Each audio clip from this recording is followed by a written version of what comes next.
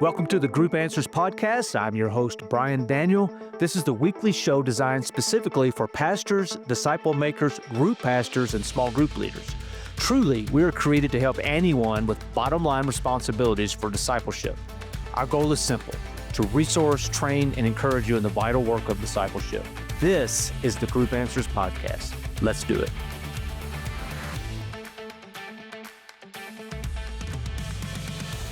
Welcome back to the Group Answers show, and I am again, and as always, Brian Daniel here with you. And today we have with us Replicate Ministries CEO Vick Green. Vick, this is your first time on the show, even though your co-writer to the book that we're going to talk about in a minute is a frequent guest, Robbie Gowdy. We need to get on him to get back. But Vick, welcome to the Group Answers family.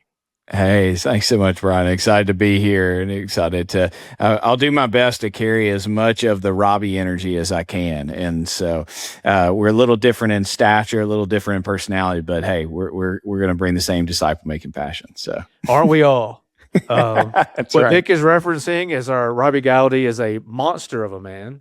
I would say he's probably standing at about 6'6", and I wouldn't describe him as lethy either. I think that's the right word. But a little bit about Replicate Ministries. Replicate's been around since 2008, I think you said. That's right. And, Vick, you can tell us a little bit about the mission and vision there. But I think it is really cool to say that Replicate Ministries has served 4,000 churches in the 17 years since it's been in existence. Yeah, it's been a wild ride. It was started in 2008 by Robbie. It's been 4,000 churches of training. So that's been relationally investing in leaders in churches all across the country. Our passion is helping churches activate their unique disciple making movement. And so getting back to leading the movement that we see in Acts, but uniquely applying those principles for churches. And so we get to walk alongside churches and help them with their disciple making culture, with their vision and strategy. And so every week I'm usually flying around with some different leader, and it's just a gift. So it's been a lot of fun to be a part of. And it's cool to see what's happening across the U.S. as it comes to disciple making. Some really great words there: discipleship culture, disciple making culture, rather, vision and strategy. That's what Replicate does. Funny you should mention movement, because I want to start there. The book that you co-wrote with Pastor Robbie, Movement Ready Church, is now available anywhere that you buy books. Tell us the backstory there, Vick. I think that's a good place for us to start. What circumstances prompted you and Robbie to write this book? Yeah, so I think it was 2020 roughly. And so we at Replicate had been around at that point for 12 years. Robbie had been at Long Hollow for 5 years. And we just asked the simple question. It's actually the start of the book is, why isn't it working? And we were feeling that we had kind of toolkit 1.0 at Replicate, and it was working for a lot of churches. There were some good things happening. We were always talking about multiplication and how do you get people making disciples out where they live, work, and play. We were seeing that in a lot of places, but then there were some places that it wasn't. Some churches, it just wouldn't take off. And where I think that hit even more hard, more difficult for us was that also was true at our church at Long Hollow. And in 2020. In 2020. And so Robbie, at this point, had started Replicate, had been at 2 previous churches. Disciple making had flourished, kind of comes to Long Hollow with a kind of a playbook that's just like a silver bullet. He would come back and say, he's like, I got the strategy. We're going to run this play and it's going to work, until it didn't. And what happened was the church bought in for about a year and a half to our new disciple making plan. If you're familiar in the group space with us, we do discipleship groups alongside of small groups or Sunday school structure. We started to run that playbook, and it went good for about 18 months until it didn't. And we were 8,000 as a church. And after 5 years in, the attendance had dropped down to 4,000. And Robbie would share he's burning out, the staff's at a difficult spot. Everything's just not going like we thought. And we started to ask, why isn't it working? And then the flip side of that is, what must be true for it to work? And that really kind of prompted both the journey that we would go on at Long Hollow personally, And then what we discovered as we started to work with churches and began to build Toolkit 2.0, we began to identify, hey, what must be true, the essential elements that help disciple making movements happen in churches. And so that's kind of what prompted, that was at least the problem that prompted the book. I want to pick on the what wasn't working just real quick before we move on. I think anybody listening out there can relate to that, and he or she, they would have their own story. But I think all those stories are a little nuanced. There's probably some details that are different. What do you remember about that era when you got together with Robbie and the staff? Now you're with Replicate, not on staff at Long Hollow, but those two entities work real close together. What do you remember about the conversation about what's not working? What were the indicators of that? Yeah, now we can say it a lot clearer than we could in front of the whiteboard and in the room at the time. But now, as we look, what we were feeling, and we were feeling all three. And you could look, and across our network, churches would indicate statements that would kind of fall into one of these three categories. We would feel programmed out, we would be stalling out, or we'd be burnout. And those three things, we were feeling programmed out. Like that was this idea of we had programs and we were putting trust in certain programs, and it wasn't working like we thought. We were stalling out in that we had some language, some organizational clarity, and it was working a little bit, but man, it was not resonating with our people. Our staff continued to feel confused. We continued to feel stuck. Our systems weren't working like we thought. And then lastly, we felt, and I think this is the one that we really lean into in the book, and I would encourage for many pastors that they feel burnt out. And that was really Robbie's story specifically. He just said, man, I was burnt out. He would go onto the porch and spend hours in silence and prayer. And really it just started as like, God, can you fix my church? Can you help me with these problems? And can you solve these things? What it became was this really personal renewal season for him, where the Holy Spirit just began to show that you're the problem, Robbie. And he began to go on a journey personally that he would bring our team into. And as we began to practice silence and solitude, as we began to practice praying for God to move, not just praying to bless our plans, but man, being a praying church, we began to see a renewal that actually would spark, we would experience at Long Hollow, a revival in 2020, 2021. And we'd see, I think it's around 1,600 baptisms in an 8-month span. But all of that kind of started from just that burnout got to a place where we were just saying, we can't keep going like this. Something has to change. Yeah, I was just jotting down. I think those symptoms would be fatigue, lack of resonance. There's a disconnect somewhere, and the burned out of solutions. It seems like the programmed out, and then the burned out would be like out of solutions. The nothing's working, where it feels like the wheels are just spinning and you're not going anywhere. And for those of you not familiar with the story that Vick just overviewed, you can Google it, Long Hollow Revival, and there's all kinds of articles and things out there for that. It's really remarkable, and just one of the better stories of the last season, I think, of ministry leadership. So, Vick, the book, Movement Ready Church, it's grounded in the disciple-making practices of Jesus' ministry and the early church in Acts, which would surprise no one. This begs the question, and I want to get your answer to this. So, what is the corrective that you guys are proposing? I mean, there's no one out there that's going to say, well, our discipleship is grounded not in Jesus and not in the New Testament. So what's different in Movement Ready Church? What's the big reveal? Yeah, I think so. What this is it's a holistic approach of the conditions that need to be true in the church in its simplest expression. And so I say that in that we're looking what has to be true in the hearts of the leader. We're looking at what has to be true in the culture, what has to be true in the systems and the organization of the church, the vision and the strategy. And so we're looking holistically at it, but we're pulling the principles from the book of Acts and the gospels there. And so everything's kind of coming back to, man, this is the way that Jesus started and how he led a movement. This is how that movement then spread across, obviously, to Jerusalem, Judea, Samaria, and the ends of the earth. let's bring those principles in a way that how do we apply them to kind of set up, that's the idea of like becoming ready for that movement in our church. And so the three things that you look for, the first is spiritual renewal.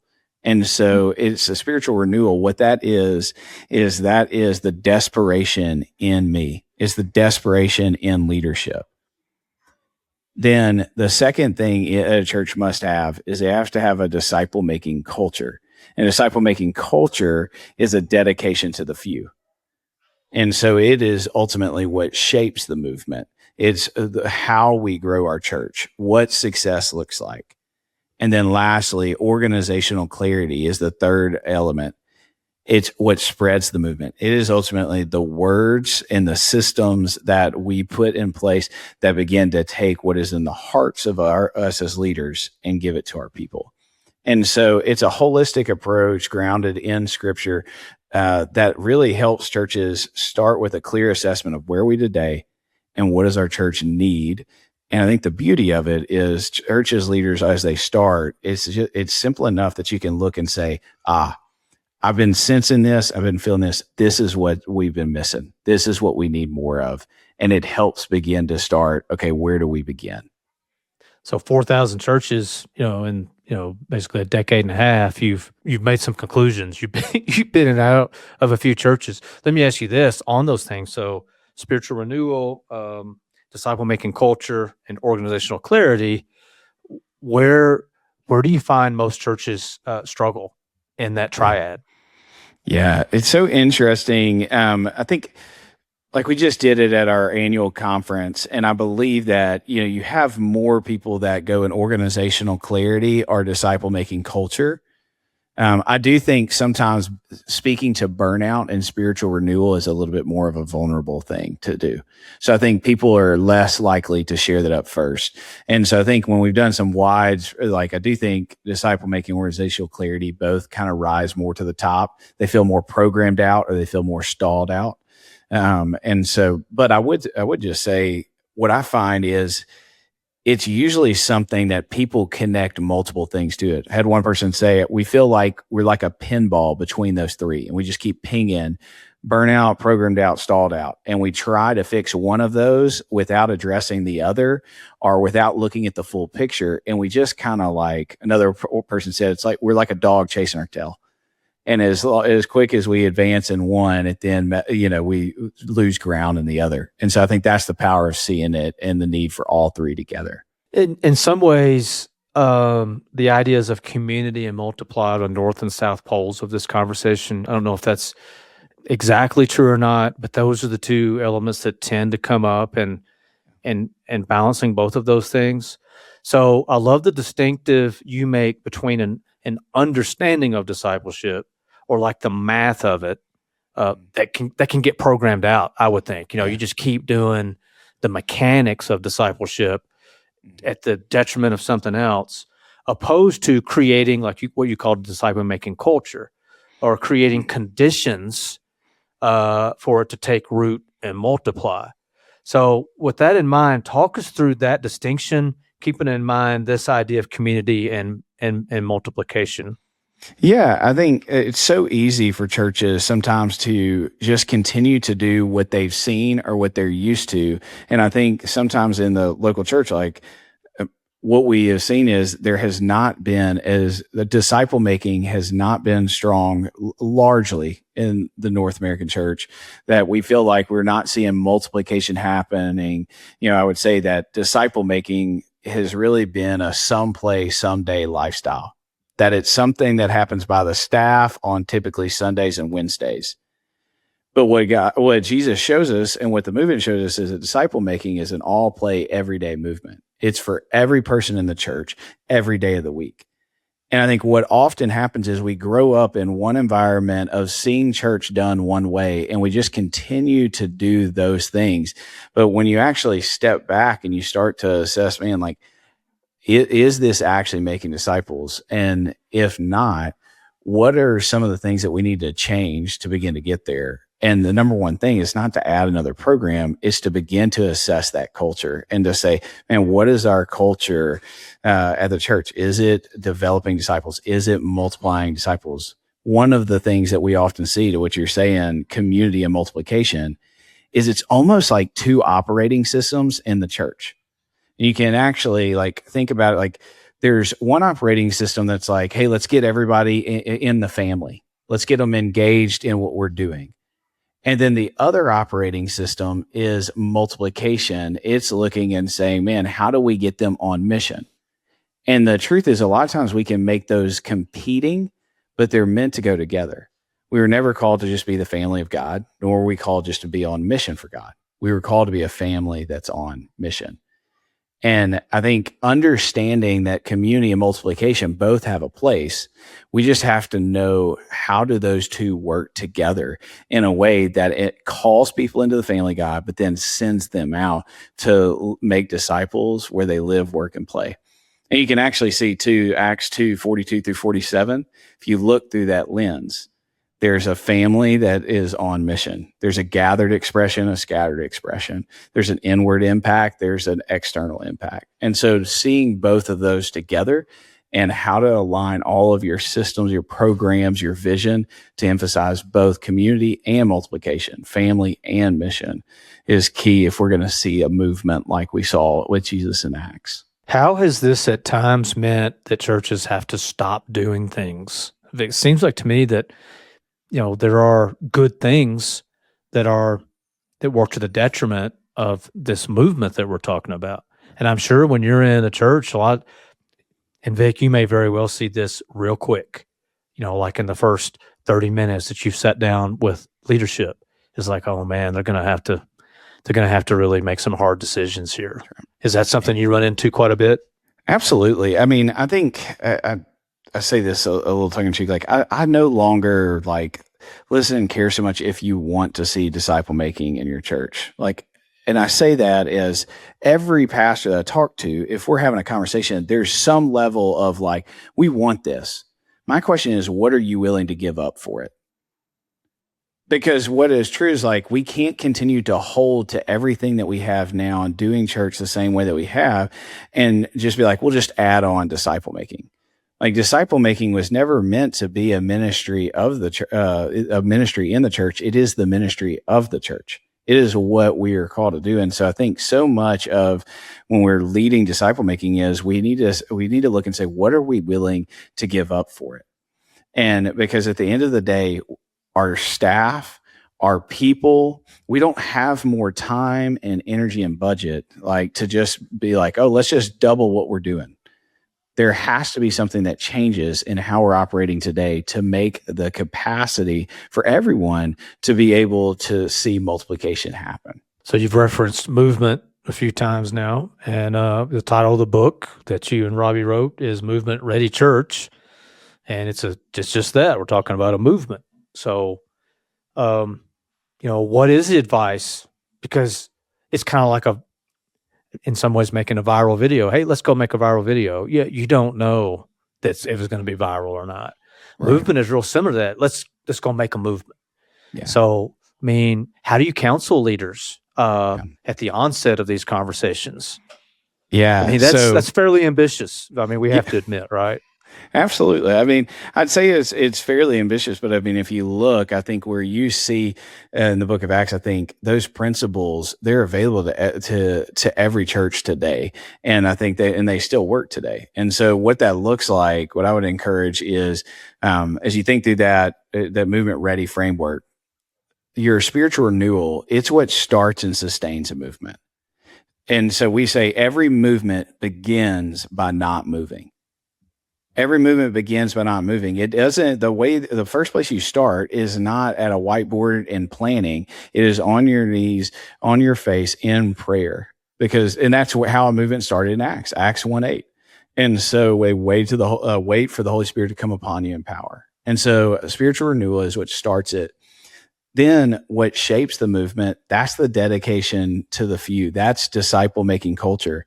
And so one of the biggest things that I encourage people just early on is one of the best things you can do if you're like, man, where do I start? I don't, even maybe you're a groups pastor and you're like, I don't know if my lead pastor sees this. I don't, or maybe you're just like, man, how do I even see what this looks like? Find 3 other people in your life and begin to invest in them, begin to disciple them, and start there, and then ask them to go and do the same. It worked for Jesus as he took 12 ordinary men and he started a movement that we still are part of and joining in today, because he dedicated the best of his time to the few and then called them to do the same. And so I think just at its simplest of how do you start this, before we get into any strategic planning and what's your church's vision and how you develop a strategy, man, start in prayer and spiritual renewal, and start by modeling the culture that you want to replicate. I want to go back to that reference to being burned out. That's a term that's been around a while. And I think it's just in the age we live in, you just get worn out with because of the constants of media, you're never really not on, right? And I think that's just part of the world we live in. We can complain about it, but it's not going away. But all that's to say is it's a real thing. Recent Lifeway research validates it, and I'm sure you've seen that. Sustaining a movement, like we just said, is a fairly demanding enterprise. So how do you and Robbie help leaders avoid burnout or remedy it? And I think you've already kind of referenced it, but I'd like for you to just double click on that and just talk through burnout and, what counsel you would give to leaders, because I think this applies, I'm pretty sure I'm safe in saying all of us at some degree. But in this context, we're talking about senior pastors, age group leaders, other ministers, group leaders. That group's coming every week. Sometimes that can feel thankless. So what counsel, how do you guys help leaders and pastors navigate, this phenomenon? Yeah. I mean, I think that idea of spiritual renewal, the big idea behind it is that there's a desperation in me, that there's a desperation for more of God. And there is that hunger for God. There's a dependency on him. And so in the book, what we do is we actually share Robbie's personal journey that he went on. And then we have found 5 shifts that happened in him. And what was fun was we just got to kind of relive that story. And I remember Robbie progressively, as he spent time on the porch, he would come in and it was like he was a different leader, which then spread to being us a different team, which then spread to us being a different church. But it started with that his personal relationship with God, the personal revival that God had to do in his heart.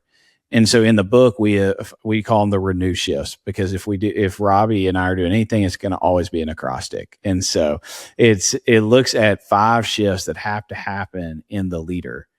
And so one of those, just to kind of share, is the reliant shift. And that is moving from dependence on self to dependence on the Spirit.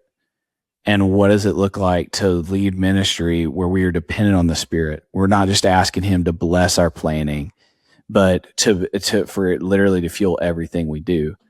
And I was actually just what you shared made me think. I was recently on we have our podcast, Making Disciples podcast, and we were hosting one of our pastors. And he said, the first time I realized that I was moving towards burnout is when I realized that I wasn't going to prayer for any of the decisions that I was doing. And he was like, and that just began to continue to build to where prayer really became only what I used to help make transitions, to start meetings, to get the band off the stage and the preachers set up. And he goes, when prayer became a tool or a transition, opposed to it being the fuel for what I was doing, I began to move more and more to burnout. And so I think there's 4 other those in the renew shifts, but that's kind of one of those that I feel like is almost always the starting point with pastors of getting them back to prayer. And the same would be true of anyone in a ministry, disciple making leadership position. The Robbie story is remarkable. I think we would have to be really careful not to say, well, I can't do that. Because Robbie would spend, Vick's referenced the porch time. Robbie would go out on the porch it started at a painful 3 to 5 minutes, but he stayed with it. And before it was over, 4 to 5 hours would go by and it would feel like 3 to 5 minutes. But it requires that rhythm and that commitment. But with Robbie, and I was meeting with him some through that, It was the desperation. And the fact is, we're all desperate at some level. I think where Robbie came to a point where he had to admit it. He had to admit it to himself. He had to admit it to his family. He had to admit it to his team. And when he was able to do that, I think it freed him up for the Spirit to work in this way. One thing I would add to that desperation, that's what I look for when I'm with a pastor. And it's really, I'm talking with a pastor to figure out, man, are you really ready to lead this? And I was just with a pastor today in Georgia, and what his words to me were striking. Like he shared, I've always been passionate about discipleship, but I've never known how to get my church there. And he goes, and I've been with you guys, and I want to do whatever it takes to make it happen. And he said this, he said, I am painfully hungry for help. Would you help me? And he just said, I'll do whatever it takes to make this happen. And I think that's that place of desperation of like, man, God's got to move. Hey, we've got to get back to making disciples. Hey, I'm ready to do whatever it takes. And the truth is, like, we're just always wanting to kind of prepare people for the road ahead. It's not if you're passionate for disciple making, it's do you have the grit for it? Because it's going to be a long road ahead. But ultimately, it's what God's called us to. And ultimately, it's the most fulfilling ministry that you'll have. That's really good, Vic. From time to time, I'll do pre-marriage counseling, and one of the things I always bring up is marriage allows you to confront yourself, but you have to be willing to allow that to play out. And I think what you're saying is something real similar to that. In the book, you also talk about or reference 5 myths, ministry myths that stall disciple making. Talk to us about a few of those before we wrap up. Yeah, that's always a fun one. In the disciple making culture, people are always like, well, how do you know if you have a disciple making culture? And so we actually created a tool. It's called the Ministry Myths tool, and it's a free assessment. I'm happy to share it with any of your listeners. But it's the 5 myths that leaders believe that prevent them from seeing disciple making flourish. And the thing about a myth that's scary is a myth is a faulty belief that is influencing your behavior and you don't even know it. And often in churches, these leaders have faulty beliefs about how church ought to be done. And those beliefs, often with good intentions, are having an unintentionally limiting impact. And so what this does is just an assessment you can take personally as a team to say, man, are these myths present and how is it maybe holding us back? One of those, the most popular one, is really what we see to be the most foundational and present is the engagement myth. It's the belief that activity equals transformation. And so what we do is we think if they're active in our programming, that, man, they must be mature, and we just push to more program activity. But our scorecard and how we measure success is all about how active are they. But ultimately, activity leads to transformation, yes, but it's not the same. And what we found out the reason we found that out is there's a guy named Scotty in our church who is the most active person in our church. He was most active at worship. He was in a small group. He did volunteer teams. He came to the prayer nights. He listened to every sermon. But the problem was Scotty, when he introduced himself, said, "Hi, my name's Scotty, and I'm an atheist." And so the most active person in our church was an atheist. And so by old metrics, where that activity is the scoreboard for success, we were off. And that sent us on a journey of saying, man, how do we create a scoreboard that is not about activity and attendance, but on transformation? And so that's kind of one of those there, is the engagement myth. So there's 5 of those. Each one of them, we give a tool and we give a mantra that the leadership needs to lean into to begin to shape that culture. So you had one of your most active congregants in terms of just being engaged and involved that was not only a non-believer, but was an atheist. Yeah. That'll preach. Yeah. I'm glad that he felt comfortable enough. I'm glad, like, there's so many good things that he felt like he could be a part of what we were doing. But if we're measuring that as success, then we've missed it. And the flip side of it is there were leaders in our church, elders that were in the middle of the pack because they weren't at every program because they were actually busy making disciples out in the community. And it was in that point where we're just like, Houston, we have a problem. That's a great reference. So, I mean, I got to ask this, at various times, I have contended that it is that if you're trying to measure discipleship and put a measurement on it, that maybe to some degree you're missing the point. It's either evident in the fruit or it's not. But it sounds like you do have a bit of a scorecard. So, what about the process to get to that scorecard? I'm sure you weighed all this out. I mean, just before we wrap up here real quick, talk to us about just how does replicate suggest that we measure discipleship? So we use something called your dream disciple. And what that is, the principle behind the thing is this, is your people will play where the scoreboard is the clearest. And so until we get a transformation scoreboard as clear as our activity scoreboard, our people will continue to fall into the engagement myth. They'll continue to think activity is the measure of maturity. And so we have to look and say, what is a picture of transformation that we can call our people to? And so that's where the dream disciple comes into play. And so think about just in your life, you have multiple roles. You're a parent, you're a spouse, you're a friend, you're a coworker.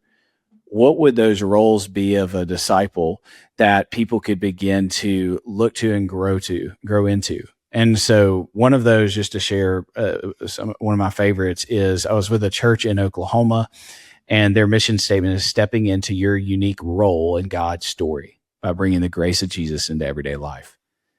They says, how do you step into your unique role? And they just said ROLE. And they said, it means that you have ready feet, open hands, linked arms, and eager ears. And each of those has a little more definition to it. They have questions, but the thing that's powerful is they down to in the baby dedication, down to in the kids, everyone they know it's almost like head, shoulders, knees, and toes as like a tactile thing, but down to kids all the way to adults, they say, these are the disciples. This is what it means to follow Jesus. If you're going to be a part of our church here, this is what that looks like. And it gives a scorecard to the people to say, am I living that lifestyle? And I think the power in that is twofold. One, now you move your scoreboard from activity to transformation. But then secondly, you move who holds the scorecard. And no longer is the staff the only one that's looking at the metrics to say, or is it successful? Now, every person in your church holds the scorecard for success, is asking the question, am I becoming this type of disciple? I know we've got to wrap up. Is that unique? I mean, that feels unique to me, the fact that I'm the owner. Like I was at the men's group one time and we were having a conversation a lot like this. And 2 of the 5 guys said, I've never thought about being a disciple before. It blew my mind. They said that's more like people like you, pointing to me, who was, the vocational minister and the church staff. And it's like, okay, let's back up, because obviously I've come into this with some presuppositions. So it sounds like that is something that maybe we go back to a building block and say, you need to own your own maturity. You need to own your own scorecard. And that is the shift. Yeah. I think disciple making has become almost institutionalized, where it's what the church does in our collective expressions and in the staff. It's what the church accomplishes. But the Great Commission is not meant to be institutionalized. It's individualized. Like every individual owns this. And so I think too, the thing I would add in that is every person has a picture of what it means to follow Jesus. And until you get one picture, one vision of what it means to follow Jesus, you will always have multiple visions. And where there's multiple visions, there will always be division. You will always feel like your people are speaking different languages, because they have different pictures of what you're saying. And until we get clear on what do we mean when we say, then we're never going to get everybody all together. Just because you have shared language doesn't mean you have shared understanding of that language. Getting that shared understanding and language that resonates with your people, that gives that new scorecard, helps us all begin to move forward together. That's such a good word, Vic. That is Vick Green, CEO of Replicate Ministries. And if you want to find out more, you can go to replicate.org. And the book is available, again, anywhere you buy books, Movement Ready Church by Vick Green and Robbie Gallaty. Thank you for being with us. Vic, I thank you for taking time out of your busy day. See you on again down the road. This episode of Group Answers Podcast was brought to you by our team, executive producer Angie Elkins, producer Nikki Ogden, edited by Donnie Gordon. All episodes are recorded at my personal studio in Evergreen, Colorado, with the help of Riverside FM. Artwork by Lauren Irvin. And I'm your host, Brian Daniel. Thanks for joining us, and we'll see you next time on the Group Answers Podcast.